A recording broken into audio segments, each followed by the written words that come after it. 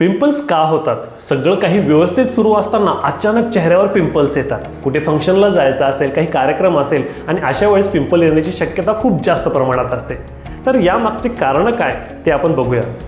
आपल्या त्वचेमध्ये sebaceous Gland नावाची ग्रंथी असते, ज्यामध्ये सिबम नावाचा प्रोडक्ट सिक्रीट केला जातो. याचं काम असतं त्वचेला न्यूट्रिशन पोहोचवणं, हेअर फॉलिकल्सला मदत करणं. आणि याच्या कामात जर अडथळा आला, हे जेव्हा एक्सक्रीट नाही झालं तर तेव्हा ते पोर्स ब्लॉक होऊन तिथं पिंपल्स येण्याची शक्यता असते. आपल्या त्वचेवर असंख्य छिद्रे असतात आणि ह्या छिद्र्यामार्फत हे सिबमचं एक्सक्रिशन होत असतं. तर कसल्याही कारणाने जेव्हा हे पोर्स ब्लॉक होतात तेव्हा पिंपल्स येण्याची शक्यता वाढते. तर जेव्हा जेव्हा सिबम प्रोडक्शन जास्त तेव्हा पिंपल्स येण्याचं प्रमाण हे वाढलेलं दिसून येत असतं. आता हे सिबम प्रोडक्शन कोणकोणत्या गोष्टीमुळे वाढत असतं? तर त्याला अनेक कारणं आहेत. त्यापैकी स्ट्रेस, एक्सेसिव्ह हीट, ह्युमिडिटी, त्यानंतर तुमचं हॉर्मोनल इम्बॅलन्स. कसल्याही कारणामुळे जेव्हा सिबम प्रोडक्शन वाढतं तेव्हा ते ब्लॉक करण्याची ताकद ठेवतं आणि पिंपल्स येत असतात.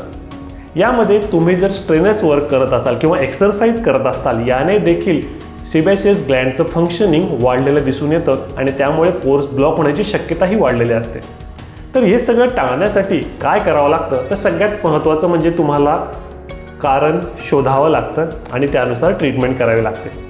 पण समजा तुम्हाला कारण सापडत नसेल आणि तुम्हाला प्रिव्हेंटिव्ह म्हणून जर काही करायचं असेल तर त्यासाठी तुम्ही चेहरा क्लीन ठेवणं ही सगळ्यात महत्त्वाची आणि पहिली पायरी ठरत असते. तर चेहरा क्लीन करण्यासाठी तुम्ही तुमच्या स्किन टाईपनुसार क्लिन्झर किंवा फेसवॉश वापरू शकता. आणि हे करूनसुद्धा जर तुम्हाला पिंपल्स आले तर तुम्ही ओव्हर द काउंटर काही मेडिसिन्स आहेत त्याचा वापर करू शकता आणि त्याने देखील तुम्हाला बरं नाही झालं तर तुम्ही डॉक्टरांचा सल्ला घेणं नक्की संयुक्त ठरेल.